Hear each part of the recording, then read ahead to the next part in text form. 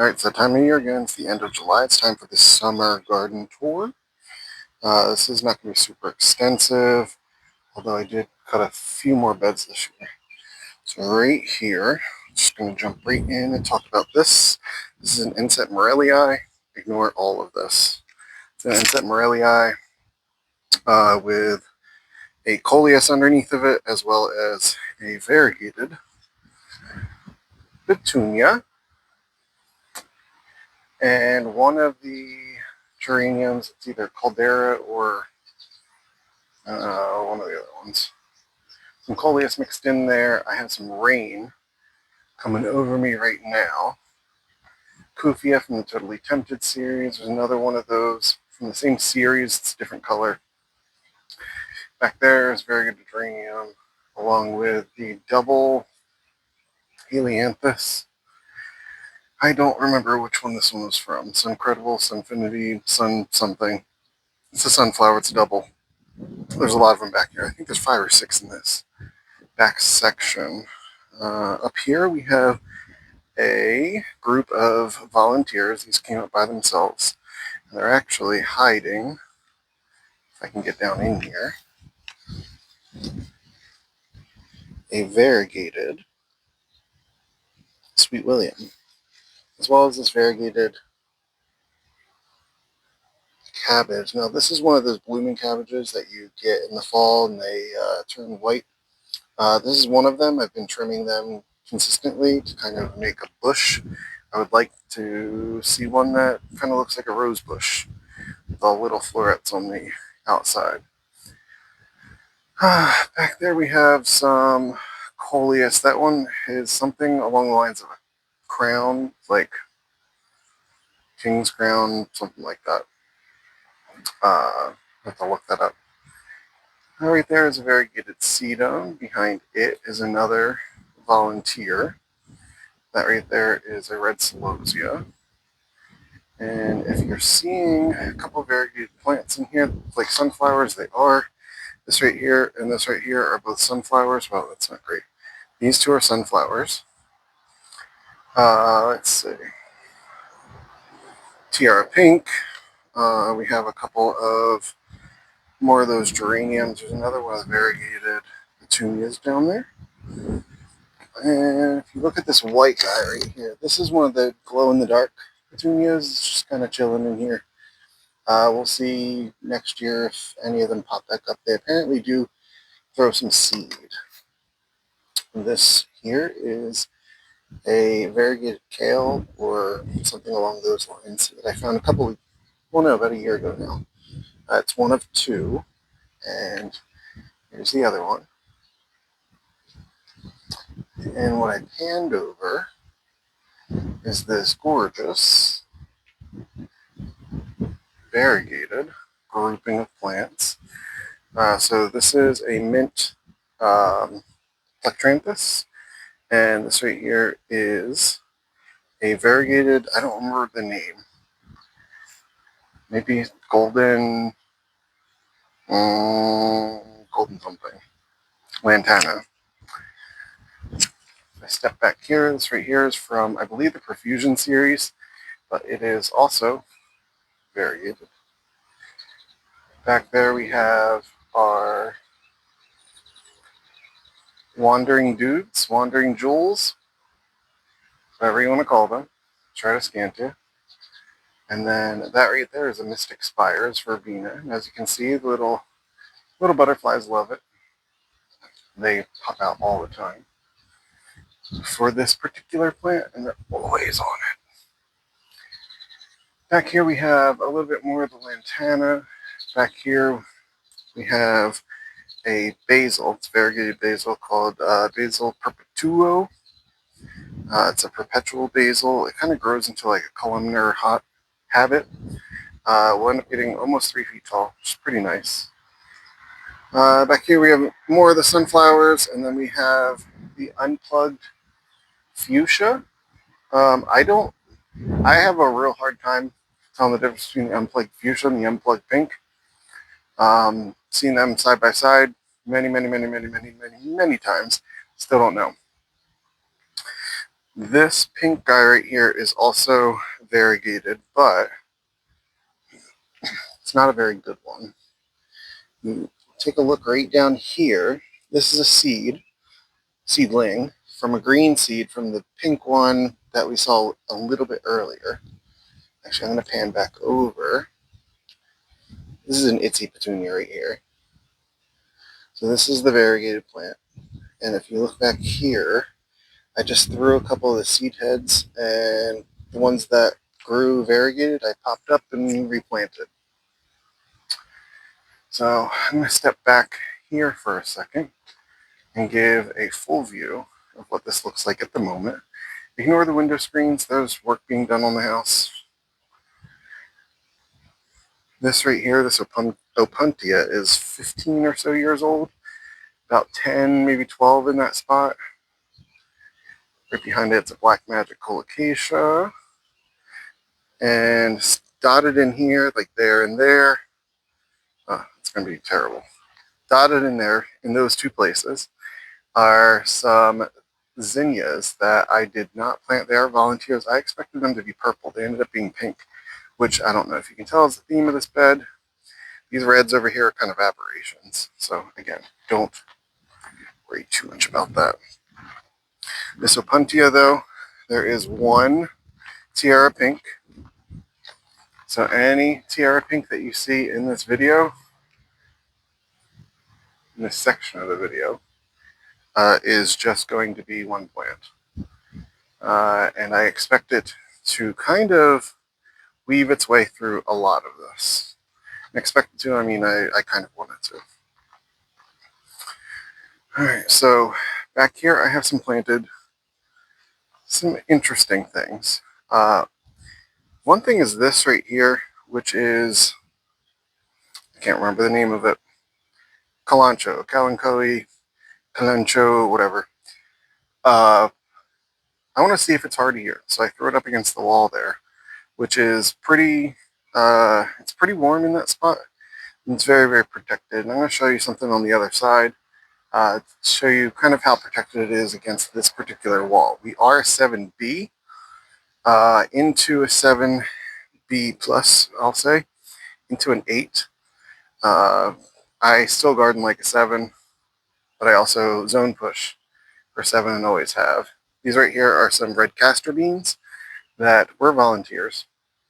I just let them go because right underneath of them are those bright orange ditch lilies that I'm not a fan of. So they can take up the nutrients and space. Right here I have a Leucocasia. This is a yellow variegated one, I believe. It's one that they sometimes call yellow Andaman.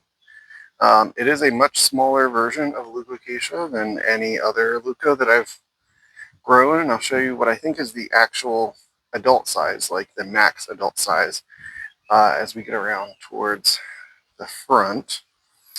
Here we have another basil, and then all these red petunias here, and if you see each well, right here, like this well, that well is where each of these are planted. These are Tidal Wave Red Velour, and interplanted with them I have some Alabama Coleus. And this is what I want to show you when it comes to the hardiness. This right here, these long strappy leaves, is an Amaryllis. And I put it up against the wall quite late last season, and it made its way through the season. It's alive, doing okay. And I'm going to leave it here and see exactly how far we can go with it. Same with these. These are actually incredibly hardy. All but one of them that you're going to see in the garden actually survived outside last year in the garden. And the reason I say I garden like I am in zone 7 is because we got down to 9 degrees like 6 times over the last season, and these survived in bare ground with no protection in sandy soil. And if you know what those 3 things mean, you know that these are hardy. Very, very hardy. They kind of amaze me. Like I said, I put them everywhere.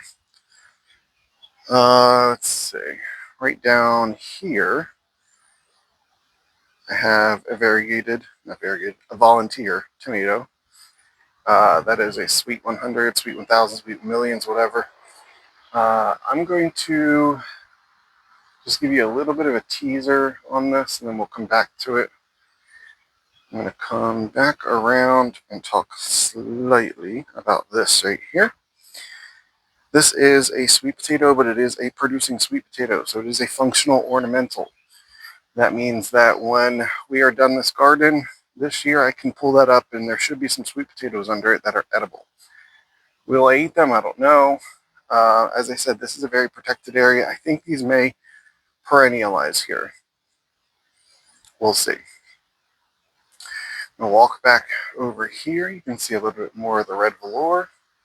And sedge, this is all sedge. I hate it with a passion, but it's here. And come back up. And these guys, this is a bunch of cactus that I pulled off. It's been sitting on that for a couple of weeks now, and it's growing pads on top of that. So very, very hardy. So I'm gonna jump back around here as slowly and as quickly as possible. And I'm gonna step back so you can see around the ramp what's going on here. So these are the double perfusion zinnia salmon, I believe. And this right here is strawberry something. Marigold. Strawberry fields, maybe? And then tucked inside of this, like right in there, maybe strawberry shortcake. But tucked in there is a white lantana. I hope it kind of jumps up and around that and kind of shows itself a little bit more in line with this one over here, where it kind of starts looking like a little bit of a white ball, just kind of like chilling back there. And there's another one. I'm going to come up into here, talk a little bit about this, because this amazed me. This plant right here. This is a Vista Petunia. It was originally a bubblegum and then sported into what is effectively a silverberry. And this particular one stayed out all winter. This one survived. Not in this pot, in the ground, but this one gets a little bit more kind of a undertone of pink than the silverberry, and I also think it has a little bit larger flowers, which I really enjoy. But this is what I want to talk about, because that is a cascading vinca. It's a trailing vinca from the Cora series, and that's coming up on about 2 feet or so in length, and it is just, it's blowing my mind how well it's doing. I'll probably doing a couple more of them next year. I have some more behind me. We'll go and see those in a little bit.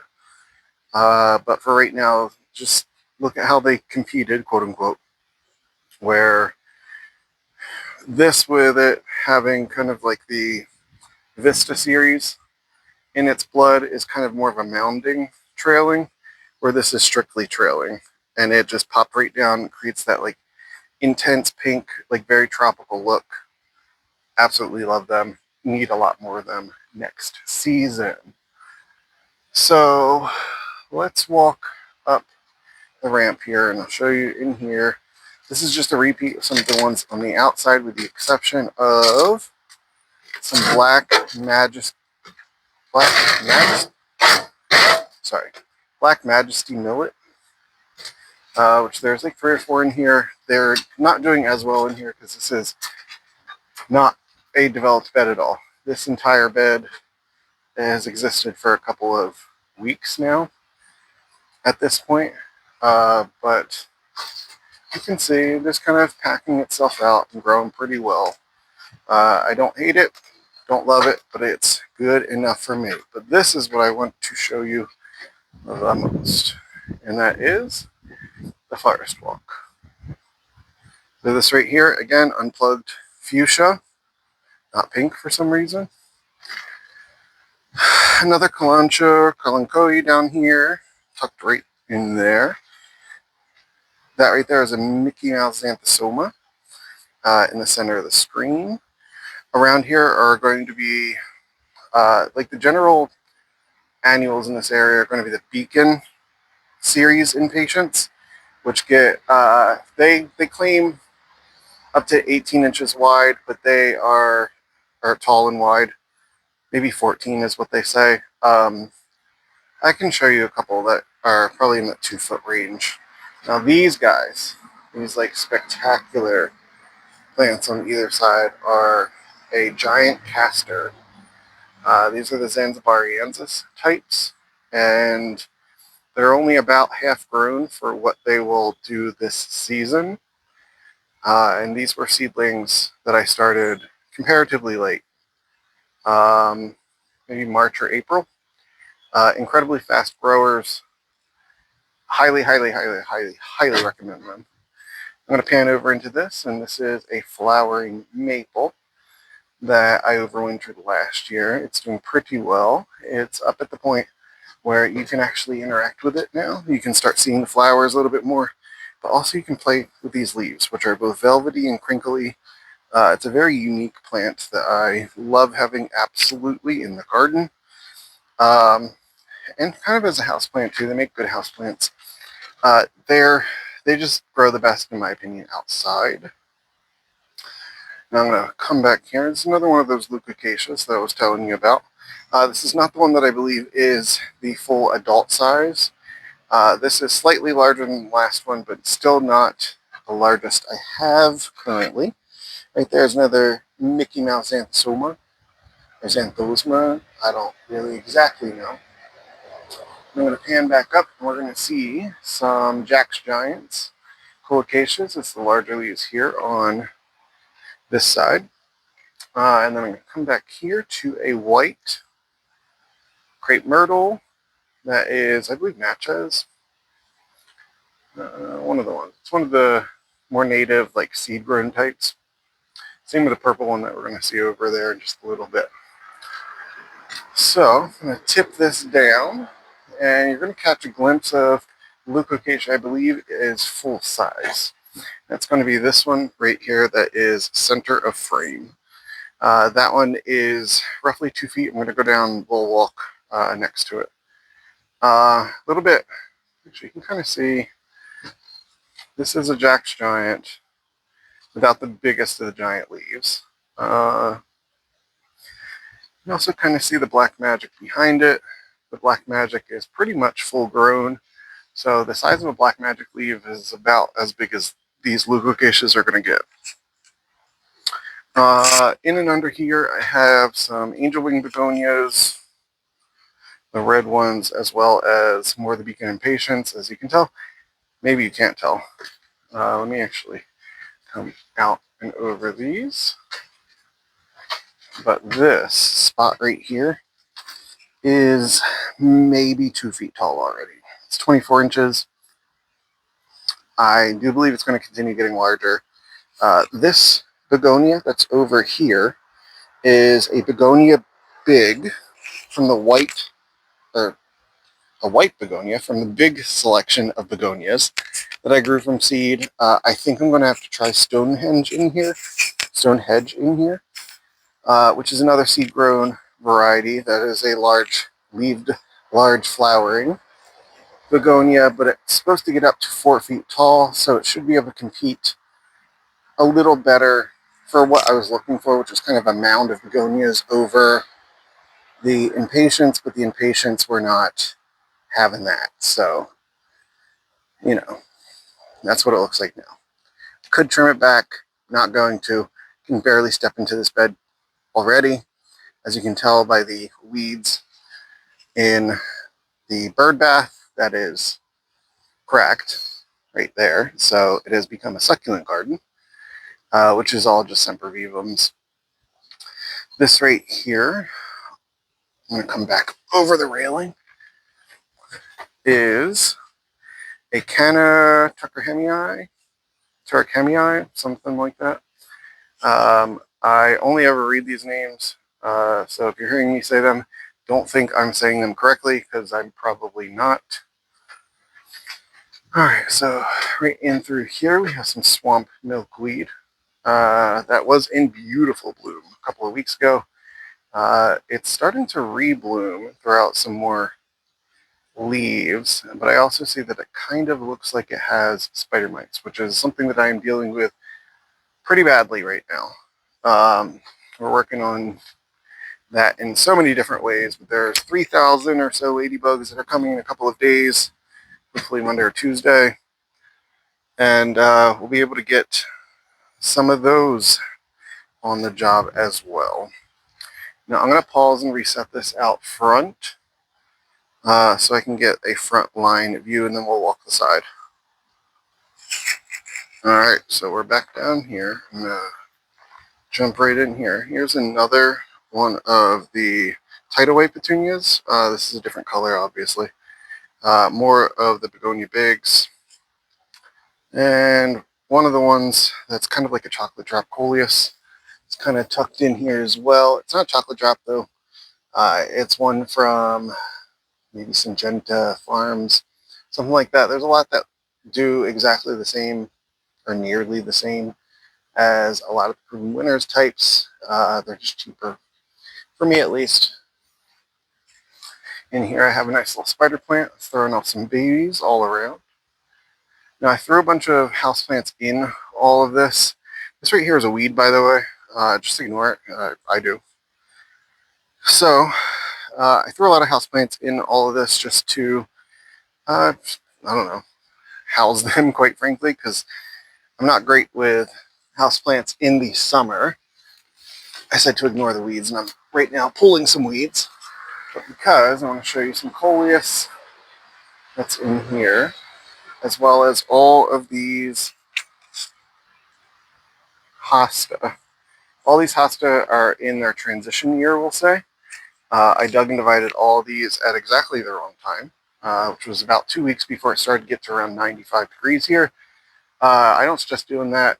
They're not happy, but you know, I can't really see them too well in here anyway, so oh well.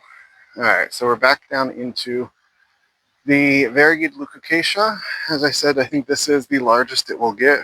This one is not at its full size. This one, however, is.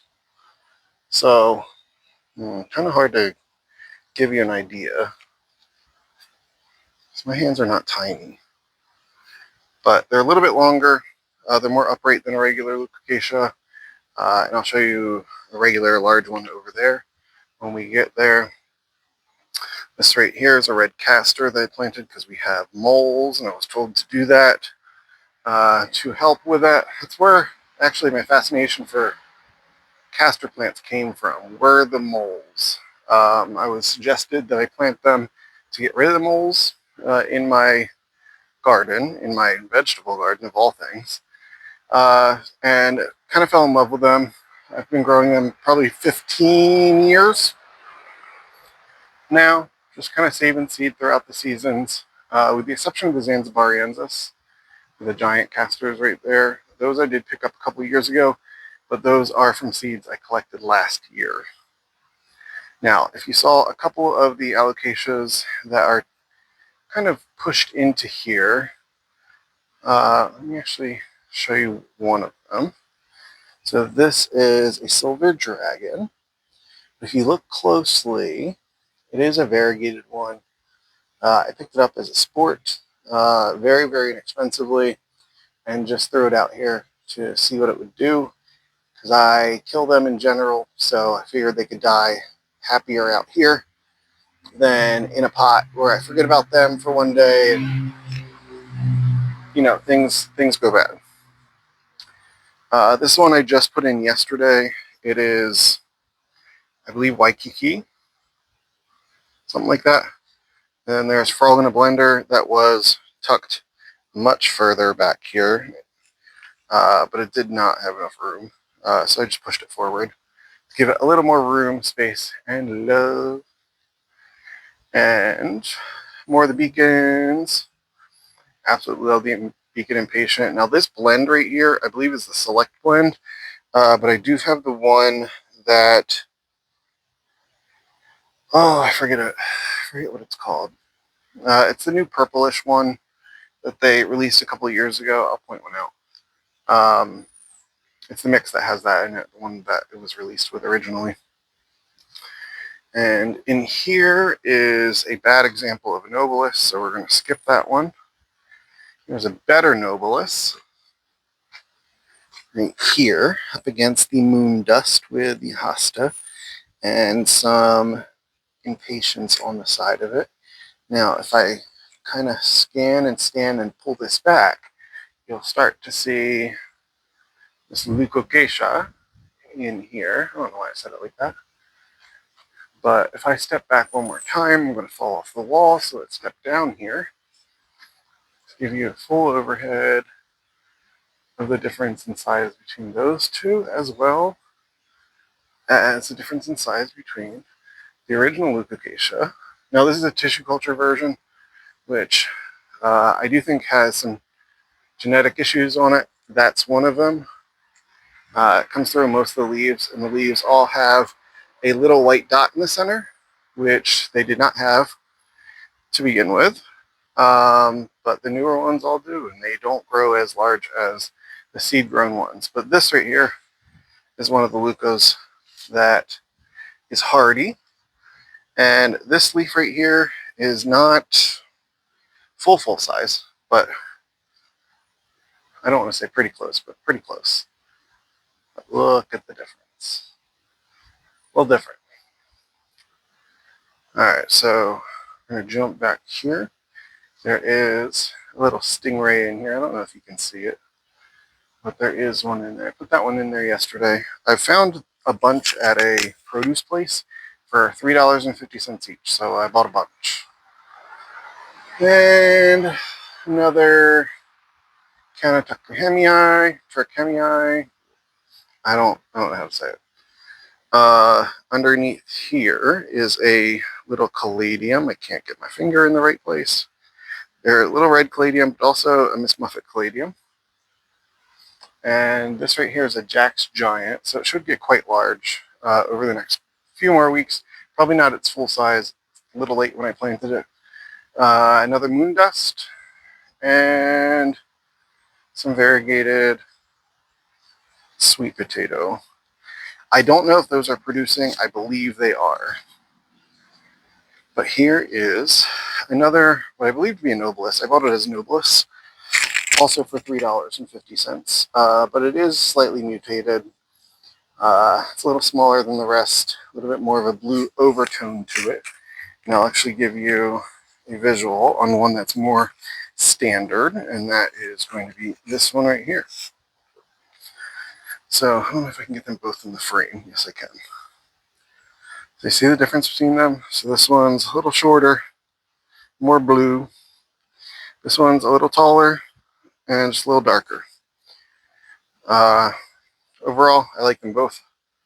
Obviously, they're both coming in with me, although I do believe that these will be selectively hardy in here as well. I have a lot of alocasias in here. I don't know why I said it that way. Alocasias in here that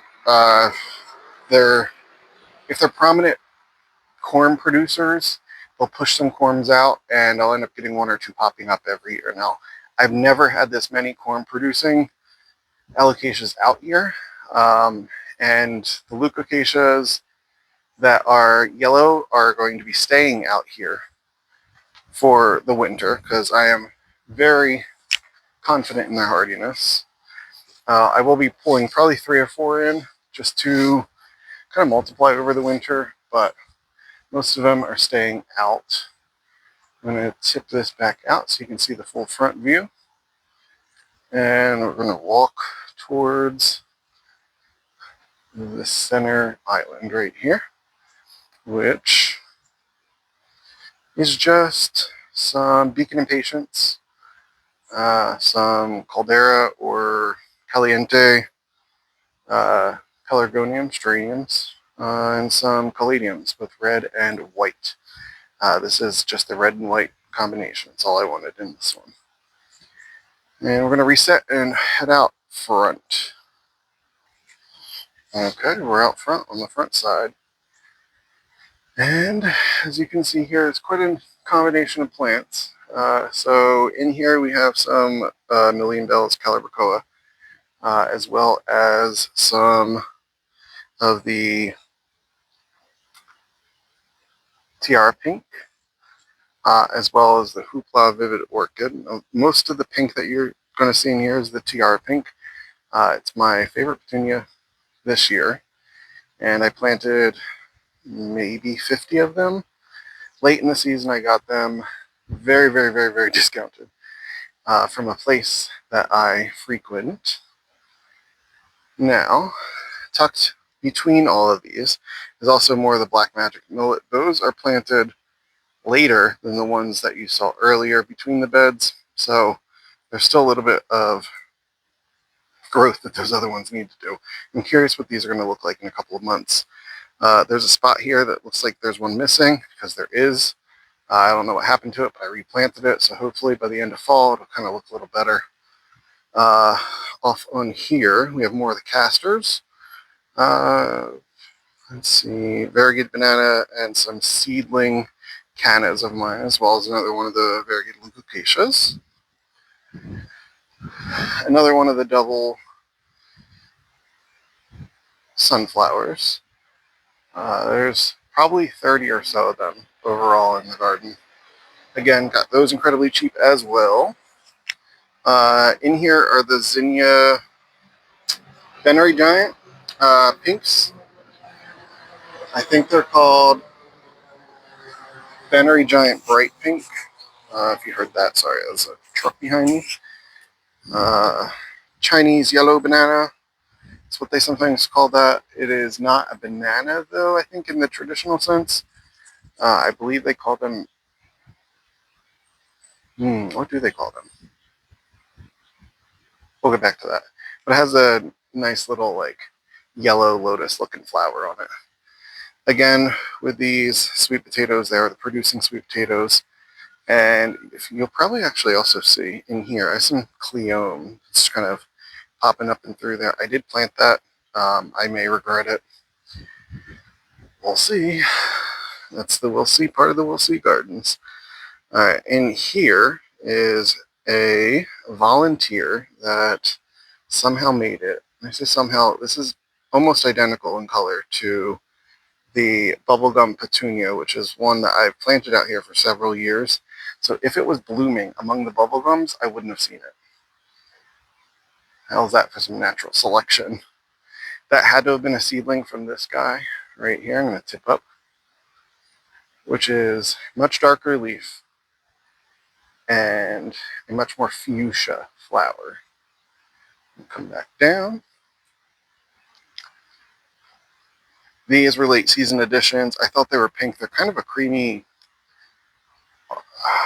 I don't know, creamy pink with a peachy tone to it, with a bright yellow throat. It's kind of orangish. I don't know. I'll see how they kind of grow up, the crepe myrtle. More and more of these petunias. It's going to be a nice little carpet in there. There's another one of the Waikikis. I believe it's Waikiki. I know it gets the red blushing with the red dot in the center. This right here is another tidal wave petunia. More leucocaceas. There, and there. They're everywhere this year because they kept popping up in the yard everywhere I planted them last year. If you go back and look at the video from last year, you can see where they were, and none of them were around here. So I went ahead and moved basically the entire garden. Almost all of this is new. There was bed here, obviously.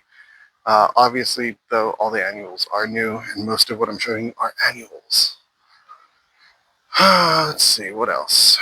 In here, we have one of the papyrus. That is not the one from Proven Winners. It's one that's very similar to it, also because it's cheaper. Cleome, some roses in the back there. That is a rose from my aunt's Mother's Day, but I don't remember which one. It's like 10 or 15 years ago, given to her by her son, and they're actually the ones that are going to be taking over the main house on this property. So it's a bit of a come to home on that one. So in here I have the Indigo Star. There's 3 of them, and in and through it I have more of the tiaras, as well as this right here is a regular wave petunia that is in the Misty Lilac color, which used to be my favorite petunia, but now seeing it this year, I'm like, it's gonna be pushed to the back of the rotation. Not that I don't like it, it's just, it's not a color that I think is as versatile as I thought it was. Here's another one actually, to show you it with pink. Not great. Alright, this is a cool little one. I say little one. This is one plant, and this is one plant. And this is giving you a direct side-by-side comparison between the Vista Bubblegum and the Tidal Wave Petunias. Direct 1-to-1. Take a look. These are supposed to be semi-climbing, and as you can see, it is starting to come up through here. I let the weeds kind of grow up on it, sort of on purpose. What you're seeing here, though, that looks like a bean is a bean. It's a scarlet. No, it is the purple one, whichever one that is. It's supposed to have purple flowers. I have not seen any yet. I wanted to kind of fill in this space. I'm going to heavily reduce this. In the winter, I try to wait till spring every year, and something always nests in the top of it, and I feel bad cutting it. So we're going to wait in the middle of winter, reduce it super, super heavy, and force it to go from there. Now, I'm going to come back to the Coras series, Vinca, because there's 1, 2, 3, 4, 5, 6, 7, 8 of them here.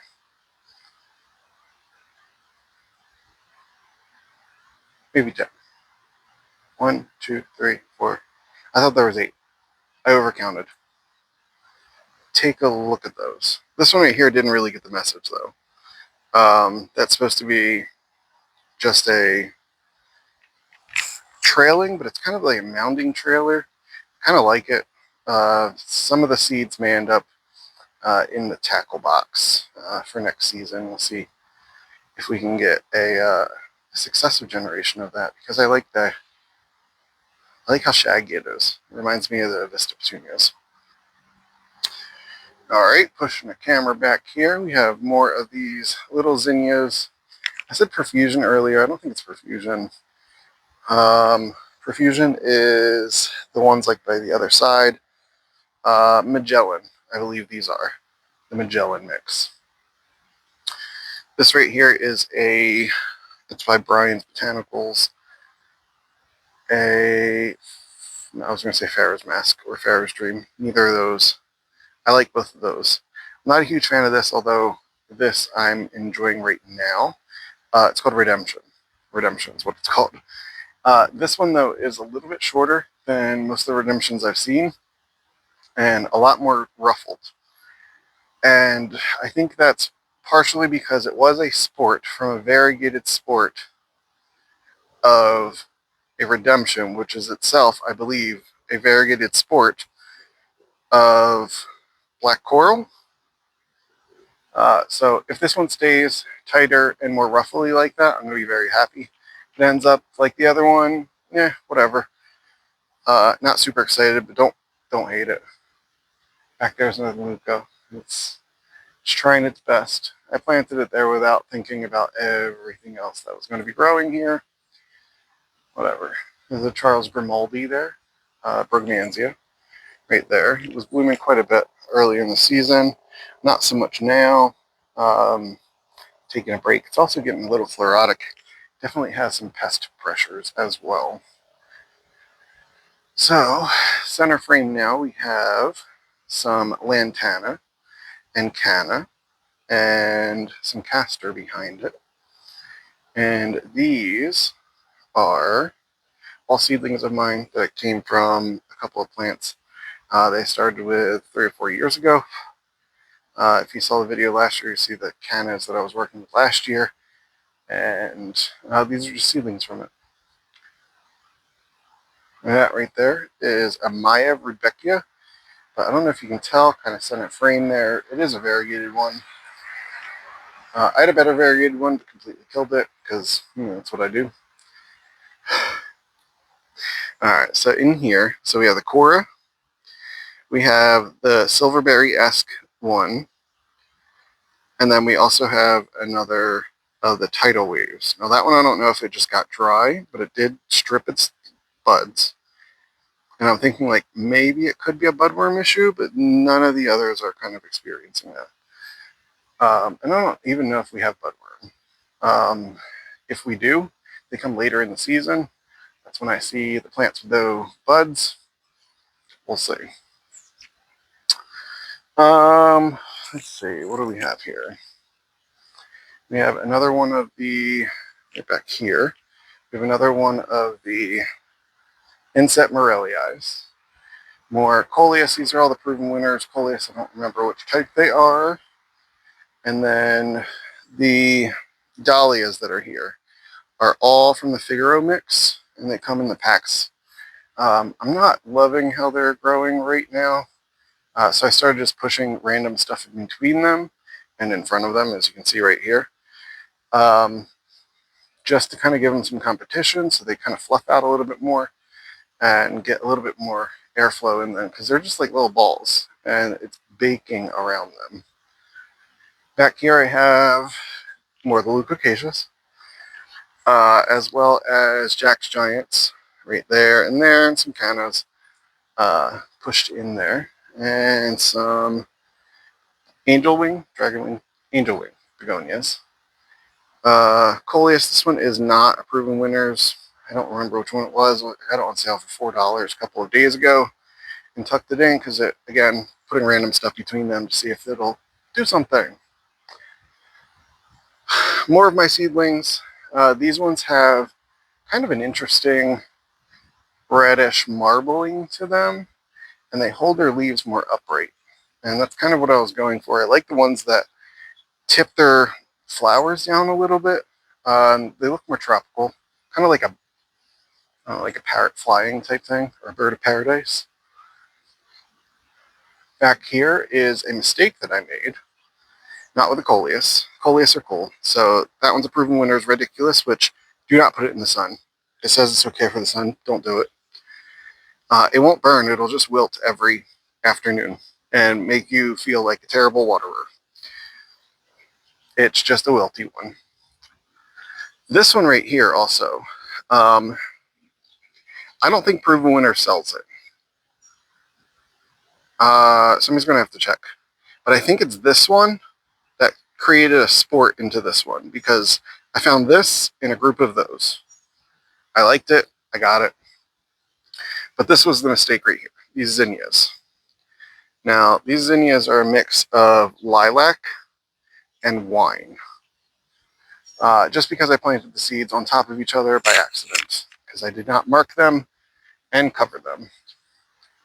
I'm going to tip back around. And we are going to see the zinnias right here. I don't know exactly which color each of these are. I can only kind of guess. But they're all from the Benary Giants collection. And I'm not planning on cutting them. I will be cutting like deadheading and stuff, which I will need to start doing very soon. But here are some of the colors individually. This was more of like a color swatch for me as well, to kind of understand what exactly each color is so I can use them more appropriately. But this right here, this entire line, I kind of just full out killed. It's pretty tragic. I tried fertilizing them a little extra heavy, and it was a little extra heavy. Knocked them out. So I put some lantana and some more of the Cora series. These are Coras that I grew from seed, and that were, like, I got whites in there, some different colors. I really like the Cora series. If you can see, I'm going to pan back over. The Coras are right here, right there, and they absolutely show up. And they consistently show up, and they really do enjoy the heat. I just think that they're going to be in heavy rotation for me going forward. More Cleome back here, or Cleome, whichever one you want. Those are the seed-grown ones that smell a little stinky. But I don't mind that smell kind of at all. So, you know, whatever. I can smell it right now, actually. The wind is wafting it in my face. We have the greens, the yellows. If you look at this yellow, my little pot of gold has a little pot of gold. So, nice little variegated sport that came off of that. And I had been working with variegated Benry Giants for a while, ended up losing the seeds that were coming true to seed in the same way that other one from the Magellan series was coming true to seed. But yeah, lost all the seeds. All right, I had to wait for the neighbor to go in. So I'm going to tip this back up now. And we're going to show you back here. This is the most problematic area I have in this entire garden, because anything that is planted here fries. That's why I planted this, which was a hanging basket I got. Of the coras, they're actually doing okay. And I'm going to come over here, because that one is also another hanging basket from Cora that is doing okay in this spot. The cactus even looks a little weary. It is planted like that, but it is actually rooted underneath of that. It's a pad that fell off and was pre-rooted. I just put it back there. More of the strawberry there. This right here is the Monarch Magic, maybe? Ageratum or Ageratum? I think it's Ageratum, whatever it is. Monarch Magic. It is actually the only thing that consistently attracts monarchs into this garden. I am shocked. I was out here earlier. There was 2 of them on there. They enjoy them. Can't use them as a host plant, but we do have some swamp milkweed on the other side. Coming back here. This is what I'm talking about with the flowers. Right there. Right there. So I like the flowers that come out like that, tip over, and open up. When they do that, when they're done, they fall off and they don't have to be deadheaded. They're not covered in half-dead flowers. I hate that. Those so far are so good. I'm just continually taking the ones that I enjoy the most and taking seeds from those and pushing them into the next season. I don't keep any of these cannas. I let nature take its course. If they end up dying, they end up dying. I want to address this right here because that is surrounded by cactus, but that happens to be where my dog has been laid to rest. So those are flowers put there by somebody special, and they're going to stay there. Purple fountain grass, some, I was going to say some hostas. Oh my god. Hostas. Some monsteras, as well as some tridescantia, and like, look at these. These are doing okay, but nothing here would live. I don't get it. Variegated alocasia, which I don't know if I even mentioned it up in the front beds, but this is a variegated alocasia. I forget what one it's called. I think it's batik, something like that. Something on those lines. Late season canna plug. Try to get something to grow or shade or something here. I don't know if you can tell, like these weeds here are not here by accident. These are now going to be acting as my green ground cover. I'm all for it. Shockingly, I have more of those leucocaceous, and I have even more of those leucocaceous. In here is a what do they call it? Hibiscus that I thought would be really nice. I got them on clearance for like $2 each, maybe $3 each. They were like really bad condition, mostly because the pots that they were in kept busting, so they couldn't hold water. Once I got water on them, they were fine. Put them out here, they started getting these yellow everywhere, and they're only ever sparsely in bloom, so not super enthusiastic with them. I don't know if I'd plant hibiscus again, um, unless it's like a tree somewhere far in the back of a garden or something like that. Nothing that's featured because it's not always in bloom. Um, I just don't. I don't. I think you can get better results with other things. This right here is a variegated banana I found this season. I don't know what type it is. It just said banana.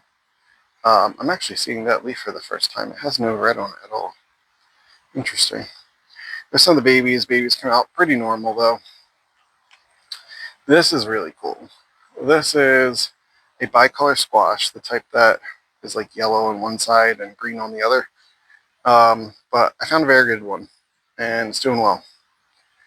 There are some squash in here, but for some reason, they're not bicolored.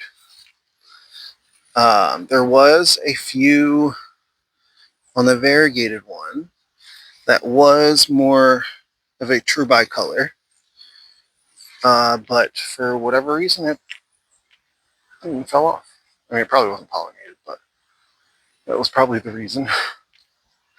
The Coleus, I really like that one. It's from Proven Winners.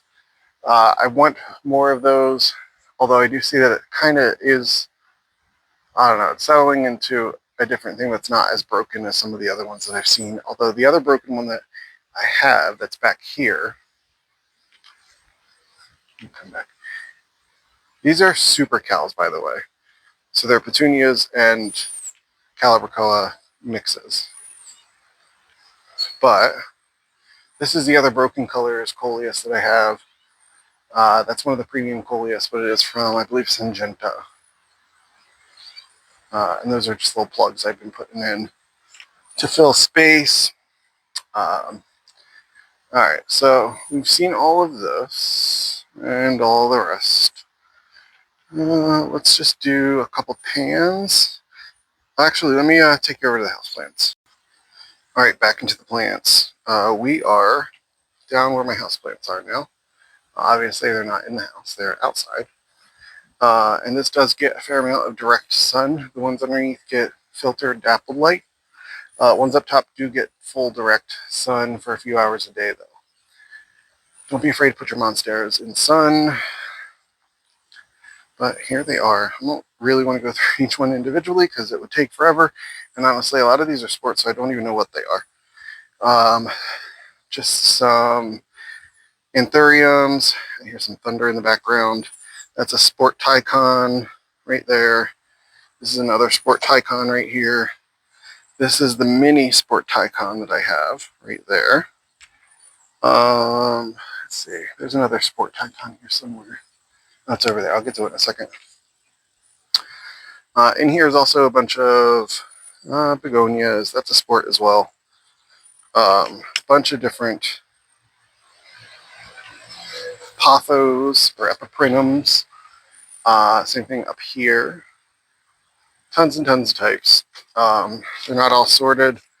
I'm more of a, I'm not a collector that focuses quite heavily on keeping the plants in like pristine shape, mostly because I just don't care to. I use them in a different way. Usually when I have a plant, I'm looking at them as something I can use, not necessarily something that I'm going to put out as an ornamental. So like I would need some of this pothos to do something with. They're kind of like an ingredient or a art supply, not necessarily a product of themselves. So here's a little pan of some of the things that I have. A bunch of Stratostantias, There's probably 20 or 25 different varieties represented here, maybe 30. And some more stuff over here. Got a substatum that was variegated slightly. See how it grows out. But here's the other variegated, or not variegated, Tycon. Obviously, it looked terrible. But this is what I refer to as a Locon. And boy, does this look terrible.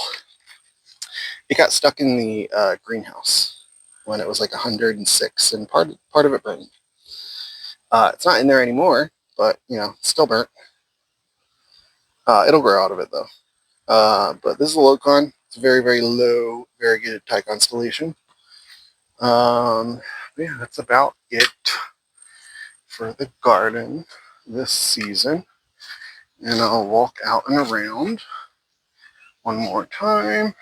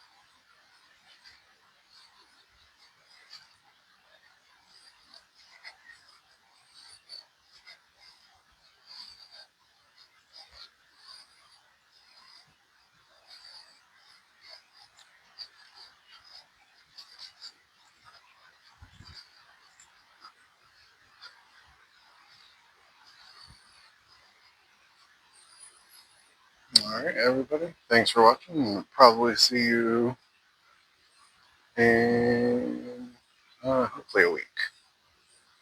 But again, we'll see. I said that last time. And it was a year. So, we'll see.